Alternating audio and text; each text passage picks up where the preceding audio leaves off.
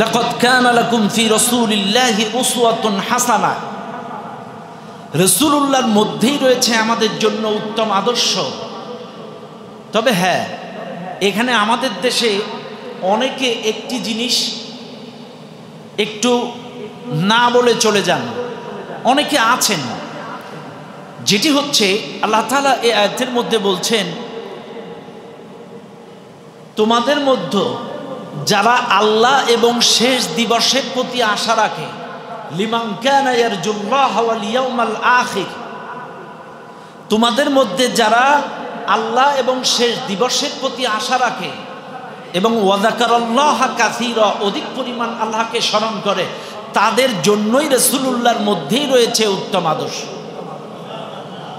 এই দুইটা সত্য, একটা হচ্ছে লিমান কানা ইয়ারজুল্লাহ ওয়াল ইয়াউমাল আখির, যারা আল্লাহ এবং শেষ দিবসের প্রতি আশা রাখে যে আমাকে আল্লাহর সামনে উঠতে হবে, আল্লাহর সামনে আমাকে দাঁড়াতে হবে, জবাবদিহি করতে হবে, আল্লাহর সামনে দাঁড়ানোর এই আশা যারা রাখে, এবং ওয়াযাকারাল্লাহ কাসীরা, অধিক পরিমাণ স্মরণ করে, সব ক্ষেত্রে এই দুইটা সত্য যারা মানবে তাদের জন্যই রাসূলুল্লাহর মধ্যেই রয়েছে উত্তম আদর্শ। আজকে গোটা বাংলাদেশ নয়, সাতক্ষীরা জেলার মধ্যেই তাকান, রাসূলুল্লাহর মতো দাড়ি আছে কিন্তু রাসূলুল্লাহর মতো ব্যবসা নেই, রাসূলুল্লাহর মতো টুপি আছে কিন্তু রাসূলুল্লাহর মতো লেনদেন নেই, রাসূলুল্লাহর মতো মেসওয়াক আছে কিন্তু রাসূলুল্লাহর মতো অর্থনীতি, রাজনীতি, সমাজনীতি, পরিবার নীতি নাই। কারণ কি? ওই যে লিমান কানা ইয়ারজুল্লাহ ওয়াল ইয়াউমাল আখির ওয়া যাকারাল্লাহ কাসীরা, আল্লাহ এবং শেষ দিবসের প্রতি আশা রাখে না এবং অধিক পরিমাণ আল্লাহকে স্মরণ করে না। ওই যে কোয়ালিটি অর্জন করতে পারে নাই। রাসূলুল্লাহর জীবন আদর্শ যে আপনি বাস্তবায়ন করবেন আপনার জীবনে, আপনাকে তো সেই কোয়ালিটি, সেই মাপ, সেই ওজন তো আগে আপনাকে তৈরি করতে হবে, সেই মাপে তো উঠতে হবে। আজকে আমাদের কি সুন্দর দাড়ি টুপি, কিন্তু রাসূলুল্লাহর মতো ব্যবসা নেই, রাসূলুল্লাহর মতো লেনদেন নেই, রাসূলুল্লাহর মতো আমাদের অর্থনীতি নেই, রাজনীতি নেই, সমাজনীতি নেই, সংস্কৃতি নেই, শিক্ষানীতি নেই, পরিবার নীতি নেই। এখানে যারা আছেন, রাসূল এমন কোনো দিক নাই তিনি দেখান নাই। খেয়াল করেন, এমন একজন নবী, ১০০ লক্ষ সাহাবী তার জীবন আদর্শ, তার চলা, তার বলা, এটা অবজারভেশন করেছেন। ৫ লক্ষেরও বেশি রাবী সরাসরি তার মুখের বাণীগুলো বর্ণনা করেছেন। আজকে এই মাহফিলে যারা আছি, রাসূল স্বামীর আদর্শ, এই যে উসওয়াতুন হাসানা, তিনি কেমন আদর্শ? হুজুর কিন্তু বলেছেন তার শুরু থেকে শেষ পর্যন্ত সবই সুন্দর। দেখেন, তিনি স্বামীর আদর্শ, তিনি বাবার আদর্শ, তিনি সন্তানের পিতা হিসেবে আদর্শ, তিনি নানা হিসেবে আদর্শ, তিনি ব্যবসায়ী হিসেবে আদর্শ, তিনি বিচারক হিসেবে আদর্শ, তিনি রাষ্ট্রপ্রধান হিসেবে আদর্শ, তিনি প্রতিবেশী হিসেবে আদর্শ, তিনি মেহমান হিসেবে আদর্শ, তিনি মেজবান হিসেবে আদর্শ। এমন কোন দিক নাই যেটার আদর্শ রাসূলুল্লাহ সাল্লাল্লাহু আলাইহি সাল্লাম ছিলেন না। আরে রাসূলকে আজকে আমরা জানার জন্য এই রবিউল আওয়াল মাস আসলেই আমাদের মনে পড়ে, ওই যে একটা কথায় আছে, রবিউল আওয়াল মাস এলে তোমারই গান গায়, রবিউল আওয়াল মাস চলে গেলে তোমায় ভুলে যায়। তার মানে রবিউল আওয়াল মাস আসলে প্রতি মাহফিলে সিরাত মাহফিল, মিলাদ মাহফিল এগুলো করি, আবার রবিউল আওয়াল মাস আসলে বাকি 11টা মাস আমরা রাসূলকে ভুলে যাই। এই জন্য আজকে আপনাদের কাছে আমি দুই একটি কথা বলবো আমার ক্ষুদ্র জ্ঞানে। সেটি হচ্ছে এই, মনে রাখবেন, হযরতে আব্দুল্লাহ ইবনে মাসউদ রাদিয়াল্লাহু তাআলা আনহু, তিনি একজন বড় মাপের সাহাবী ছিলেন। আব্দুল্লাহ ইবনে মাসউদ রাদিয়াল্লাহু তাআলা আনহু রাসূলুল্লাহ সাল্লাল্লাহু আলাইহি সাল্লামের কয়েকদিন ইন্তেকালের পরে আম্মাজান আয়েশা সিদ্দিকা রাদিয়াল্লাহু আনহার ঘরের সামনে যে কড়া নাড়লেন, আম্মাজান, আম্মাজান, আম্মাজান। কে কড়া নাড়ছেন? আব্দুল্লাহ ইবনে মাসউদ রাদিয়াল্লাহু তাআলা। আব্দুল্লাহ ইবনে মাসউদ কে ছিলেন? একবার আব্দুর রহমান নামের একজন সাহাবী হুযায়ফা রাদিয়াল্লাহু তাআলা আনহুর কাছে যে প্রশ্ন করছেন, ভাইয়া, নবীজি তো এখন দুনিয়াতে নাই, এমন একজন এমন একজন মানুষের নাম বলো যেই মানুষটার চলা বলা চলনে বলনে সব কিছুতে রাসূলুল্লাহ সাদৃশ্যপূর্ণ আছে, এমন একটা লোকের নাম বলো। তখন হুযায়ফা রাদিয়াল্লাহু তাআলা আনহু বলেছিলেন, মা আরিফু আহাদান আকরাবা সামতান ওয়া দাল্লান ওয়া হাদিয়ান বিন নবী সাল্লাল্লাহু আলাইহি ওয়াসাল্লাম। আমার দেখা চোখে রসুলের মতো বলা, রসুলের মতো চলা, তার সাথে সাদৃশ্যপূর্ণ আমি একজনকেই জানি, সেটা আব্দুল্লাহ ইবনে মাসউদকে ছাড়া আমি কাউকে জানি না। এটাকে বলছেন হুযায়ফা রাদিয়াল্লাহু তাআলা আনহু বলছেন। এমন একজন সাহাবী ছিলেন আব্দুল্লাহ ইবনে মাসউদ রাদিয়াল্লাহু তাআলা। আরে আব্দুল্লাহ ইবনে মাসউদ রাদিয়াল্লাহু তাআলা আনহু আম্মা জান আয়েশার বাড়ির দরজার সামনে যে কোরআন আনলেন, আম্মা জান আয়েশা বলছেন, কে? আমি আব্দুল্লাহ ইবনে মাসউদ। বলছে, আম্মা জান, নবী তো দুনিয়ায় নাই, আপনিও রাসূলুল্লাহর সাদৃশ্যে সংস্পর্শে ছিলেন, আমরাও ছিলাম, কিন্তু আমরা তো আপনার মতো লম্বা সময় পাইনি তার খেদমতের। আপনি এমন কিছু জীবন অন্তরঙ্গ মুহূর্তে এমন অনেক কিছু জানেন যেটা আমরা জানি না। আম্মা জান, আপনি আমাদেরকে কিছু ব্রিফিং করেন, কিছু বলেন, যেটা আমি আব্দুল্লাহ ইবনে মাসউদ একটা কিতাব আকারে রচনা করতে চাই, যেটা পরবর্তী প্রজন্ম এই কিতাব থেকে রাসূলুল্লাহকে জানবে এবং মানবে। তখন রাসূলুল্লাহ সাল্লাল্লাহু আলাইহি ওয়াসাল্লাম বলছেন, এই আম্মা জান আয়েশা বলতেছেন, তুমি কি কোরআন পড়োনি? তোমরা কি কোরআন পড়োনি? কানা খুলুকুল কোরআন কান্নাহু কুরআনুন হাইয়্যুন। নবীর চরিত্রটাই তো কোরআন, নবী তো জীবন্ত কোরআন, কোরআনই নবী, নবী কোরআন। যদি কেউ নবীকে জানতে চায়, নবীকে বুঝতে চায়, এ যেন কোরআনের প্রত্যেকটা লাইনে লাইনে পাতায় পাতায় রাসূলুল্লাহকে খুঁজে নেয়। কিন্তু আজকে আমরা কোরআন পড়ি না, কোরআন বুঝি না, কোরআনের দাস, কোরআনের তাফসীর। আজকে আমাদের দেশে অনেক কোরআনের তাফসীর মাহফিল যখন হয়, অনেকেই বলে এগুলো কোনো লাভ নাই। আমাদের দেশে অনেকে বলে, অনেকে যুক্তি দেয়, এটা সৌদিতে নাই, এটা দুবাইয়ে নাই, এটা কাতারে নাই, এটা মিশরে নাই, এটা বাংলাদেশে কোনো দরকার নেই, এর দ্বারা কোনো ফায়দা নাই। এখন আমার প্রশ্ন হলো, ভাই, সৌদিতে দুবাইয়ে কাতারে যারা রাস্তা ঝাড়ু দেয় তারাও কোরআন পড়ে, কোরআন বুঝে। যারা কাতারে রাস্তা ঝাড়ু দেয়, যারা ড্রাইভার, তারাও কোরআন পড়ে, কোরআন বুঝে। কিন্তু বাংলাদেশে কত পার্সেন্ট মানুষ কোরআন পড়ে আর বুঝে? যেহেতু বুঝে না, জানে না, এজন্য বেশি বেশি দার্স দরকার, তাফসীর দরকার।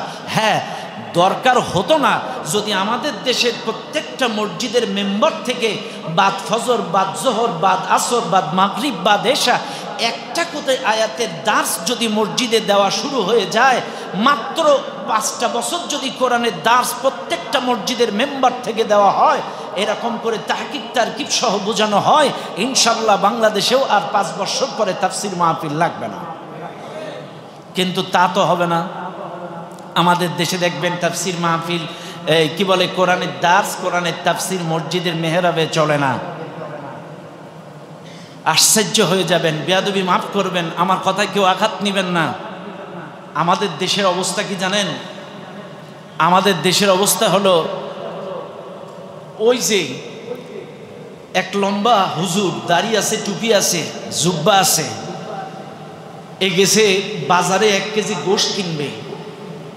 এখন গোশত যখন কিনতে গেছে, তখন এই গোশওয়ালা হুজুর দেখে, দাড়িওয়ালা টুপিওয়ালা দেখে 1 কেজি গোশে 1150 গ্রাম টান দিয়ে দিছে, তার মানে 150 গ্রাম বেশি। এখন এই হুজুর তো খুব খুশি, 150 বেশি, 150 বেশি, 150 বেশি। হুজুর তখন আবেগে ছিল। হুজুর গোশত নিয়ে যখন এলাকায় গেছে, যাওয়ার পরে হঠাৎ করে তার বিবেক খুলে গেছে, চিন্তা করছে 700 টাকা কেজি, 150 গ্রাম যদি বেশি দেয় তাইলে ওর লাভ হবে কি? আসলে কি বেশি দিছে? পাশের এক নিকটবর্তী পাল্লায়, দাড়ি পাল্লায় ওজন দিয়ে দেখে টোটাল 850 গ্রাম। নাই কতটা? 300 গ্রাম। উপরে 150, ভিতরে 150, 300 নাই। এখন হুজুর মানুষ, পরের দিন সকালে গরুর গোশের দোকানে চলে গেছে। হুজুরিও কায়দায় প্রতিবাদ করছে, কানে হাত দিয়ে, وأقيموا الوزن بالقسط ولا تخسروا الميزان وأقيموا الوزن بالقسط ولا تخسروا الميزان। যতক্ষণ দোকানে গোশত ছিল এই একটা আয়াতই তিলাওয়াত করছে। গোশত যখন বিক্রি শেষ, টাকা পয়সা গুনে দেখে ভালোই বিক্রি হয়েছে, গোশালার বিশ্বাস এই হুজুর কোরআন তেলাওয়াত করার কারণে আমার বিক্রি ভালো হয়েছে, এখান থেকে 20 টাকা নিয়ে হুজুর চা খান, আপনার গলা ভেঙে গেছে। চা খেয়ে চলে গেছে বেচারা। পরের দিন সকালে আবার গোশ বিক্রি হচ্ছে, ওই হুজুর আবার আসছে। গতকালকে যেই প্রতিবাদটা আরবিতে কোরআনের আয়াত দিয়ে তেলাওয়াত করছে, আজকে সেটার বাংলায় ব্যাখ্যা করছে, ওজনে কম দিও না, মানুষকে ঠকাইও না। গতকাল যে আয়াতটা পড়ছে না, এটার বাংলা ওজনে কম দিও না, মানুষকে ঠকাইও না, যেই ব্যাখ্যা করছে এই একই আয়াত। এখন বলেন তো, গতকাল তো 20 টাকা চা খাইতে দিছে, আজকেও তো 20 টাকা দিবে। আজকে কি দিবে? মার মার। তো আমাদের বাংলাদেশের অবস্থা হলো তাই। বেয়াদবি মাফ করবেন, যেই কোরআন দিয়ে জুম্মার নামাজ হয়, যেই কোরআন দিয়ে ফজরের নামাজ হয়, যেই কোরআন দিয়ে মাগরিবের নামাজ হয়, যেই কোরআন দিয়ে এশার নামাজে তেলাওয়াত হয়, একই কোরআন যখন আপনি মসজিদে দার্স করতে যাবেন, একই কোরআন যখন আপনি তাফসীর করতে যাবেন, তখন বলবে ওই হুজুর। কেন? হুজুর তো বললেন একটু আগেই, কিতাবুন আনজালনাহু ইলাইকা লিতুখরিজান নাস মিনাজ যুলুমাতি ইলান নূর হুয়াল্লাযী বা'আসা ফিল উম্মিয়্যিনা রাসূলাম মিনহুম ইয়াতলু আলাইহিম আয়াতি ওয়া ইউযাক্কিহিম ওয়া ইউআল্লিমুহুমুল কিতাবা ওয়াল হিকমা ইয়া আইয়ুহার রাসূল বাল্লিগ মা উনজিলা ইলাইকা মির রাব্বিক। হে রাসূল, তোমার কাছে যে কিতাব পাঠিয়েছি, এই কিতাবের দাওয়াত মানুষের কাছে পৌঁছে দাও, মানুষকে রবের দিকে আহ্বান করো এই কিতাব দিয়ে। হুজুর কিন্তু বলেছেন, চাইলে এই কিতাব দিয়ে তাদেরকে তেলাওয়াত করে শোনাও, এই কিতাব দিয়ে তার ব্যক্তি জীবন, পারিবারিক জীবন, সামাজিক জীবন, অর্থনৈতিক জীবন, রাজনৈতিক জীবন পবিত্র করো, তাদেরকে তালিম দাও এই কিতাব দিয়ে। অথচ দুঃখজনক হলেও সত্য, আজকে সেই দার্স, আজকে সেই তাফসীর আমাদের মসজিদে চলে না, হয় না। এগুলো বুঝতে হবে। রাসূলকে জানতে গেলে আম্মাজান আয়েশা বলতেছেন, কান্নাহু কুরআনুন হাইয়ুন কানা খুলুকুহুল কোরআন। আম্মাজান আয়েশা বলতেছেন, চাইলে আমাদেরকে রাসূলকে জানতে গেলে কোরআন পড়তে হবে, কোরআন বুঝতে হবে, পাতায় পাতায় নবীর জীবনী, লাইনে লাইনে নবীজির জীবন আদর্শ। সুপ্রিয় উপস্থিতি, এজন্য আসেন রাসূল কেমন আদর্শ ছিলেন সংক্ষিপ্ত একটু একটু করে আপনাদেরকে বোঝায়। জি হুজুর, আমার সময় শেষ। জি হুজুর, না জি জি এসপি স্যার আসবেন, রওনা দিচ্ছেন না? জি জি আলহামদুলিল্লাহ, যেহেতু আমার সময় শেষ ছিল কিন্তু স্যার রওনা দিয়েছেন, স্যার আসলেই হুজুর দোয়া করে দিবেন ইনশাল্লাহ, স্যারের কথা বলার পরে ইনশাল্লাহ। সুপ্রিয় উপস্থিতি, যে কথা আমি আপনাদেরকে বোঝানোর জন্য চেষ্টা করছি, তাহলে আসছে স্যার? জি আলহামদুলিল্লাহ, রাসূল করিম সাল্লাল্লাহু আলাইহি ওয়াসাল্লাম তিনি কেমন আদর্শ ছিলেন। আমি কিন্তু বলেছি তিনি বিচারকের আদর্শ, তিনি স্বামী হিসেবে আদর্শ, তিনি বাবা হিসেবে আদর্শ, তিনি নানা হিসেবে আদর্শ। তিনি দেখেন, একবার তিনি আদর্শ ছিলেন সবার জন্য। তিনি বিশেষ করে আজকে দেখেন, আমরা মানুষ একজন আরেকজনকে কটাক্ষ করি, একজন আরেকজনকে ব্যঙ্গ করি, একজন আরেকজনকে খাটো নামে ডাকি, বিভিন্নভাবে অপমান অপদস্থ করি, অপবাদ দেই। রাসূলুল্লাহ সাল্লাল্লাহু আলাইহি ওয়াসাল্লাম আমাদেরকে শিক্ষা দিয়েছেন, খবরদার কাউকে কটাক্ষ নয়, ব্যঙ্গ নয়, কাউকে আঘাত নয়।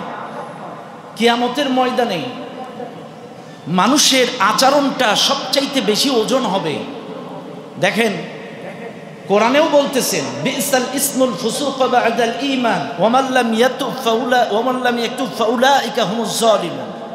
কোরআনও বলছেন, একজন মানুষ ঈমান আনার পরে তাকে যদি কেউ ব্যঙ্গ নামে ডাকে, কটাক্ষ করে, তাকে হেয় করে, প্রতিপন্ন করে, তাহলে ওই লোকটা যদি তওবা না করে তাহলে ও জালেম হয়ে যাবে। জালেম হয়ে যাবে যদি তাকে কটাক্ষ করে ব্যঙ্গ করে ডাকে। আজকে আমরা হেয়ালি করে একজন আরেকজনকে রোহিঙ্গা বলে ডাকি। একটু কালো হলে, একটু খাটো হলে, একটু প্রতিবন্ধী হলে তাদেরকে কত কটাক্ষ করি। দেখেন, এই যে একটু আগে বলছিলাম আব্দুল্লাহ ইবনে মাসউদ রাদিয়াল্লাহু তাআলা আনহুর কথা। আব্দুল্লাহ ইবনে মাসউদ রাদিয়াল্লাহু তাআলা আন তিনি বলতেছেন, সহিহ মুসলিমের হাদিস, তিনি বলতেছেন আমি একবার এরকম একটা মজলিসে রাসূল ওয়াজ করলেন। ওয়াজের পরে আসরের নামাজের সময় হলো। আসরের নামাজের আগে একটা কাঁটাওয়ালা আমাদেরকে ওযু করার সময় দিল। আমি একটা কাঁটাওয়ালা যুক্ত গাছ থেকে মেসওয়াক পাড়তে উঠলাম। তখন সাহাবা আজমাইন অন্যান্যরাও আছেন, রাসূলও আছেন। আমি যখন কাঁটাওয়ালা যুক্ত গাছে উঠছিলাম তখন বাতাস আমাকে ফেলে দিচ্ছিল। এমনি আব্দুল্লাহ ইবনে মাসউদ রাদিয়াল্লাহু তাআলা আনহুর গোটা দেহ ছাড়া তার পাও দুটো একটু চিকন ছিল, সাইজে তার পাও দুটো একটু চিকন ছিল। তো আব্দুল্লাহ ইবনে মাসউদ রাদিয়াল্লাহু তাআলা আনহু ওই ভারসাম্য ঠিক রাখতে পারছিল না। মেসওয়াক পাড়ার সময় ওই বাতাসটাকে যখন ফেলে দিচ্ছে, অন্যান্য উপস্থিত সাহাবারা হেসে উঠলেন। রাসূল বলছেন মিম্মা তাদহাকুন, তোমরা হাসছো কেন? তখন বলছে হুজুর, আমরা আব্দুল্লাহ ইবনে মাসউদের চিকন জাং দুটো দেখে হাসছি, তার পাও দুটো দেখে হাসছি। এত বেশি চিকন তার শরীর ছাড়া, এর জন্য এটা দেখে হাসছি। তখন রাসূল বলছেন ওয়াল্লাযী নাফসি বিয়াদিহি লাহুল আফতালু ফিল মিজান মিন উহুদ, তোমরা আমার ইবনে মাসউদের চিকন জাং দুটো দেখে হেসো না। ইবনে মাসউদের ওই চিকন পাও দুটো কিয়ামতের ময়দানে উহুদ পাহাড়ের চাইতেও বেশি ভারী হয়ে যাবে। কাজী কে কালো কে ধলা, কে চিকন কে লম্বা, কে খাটো কে লম্বা, কার চেহারা ভালো কার চেহারা কালো, এটা শ্রেষ্ঠত্বের মানদণ্ড নয়। শ্রেষ্ঠত্বের মানদণ্ড হলো নেক আমল, বিশুদ্ধ ঈমান। বিশুদ্ধ ঈমান আর নেক আমল, এটি হচ্ছে শ্রেষ্ঠত্বের মানদণ্ড। কাজী কেউ কাউকে কটাক্ষ নয়, কেউ কাউকে আঘাত নয়, কেউ কাউকে কষ্ট নয়।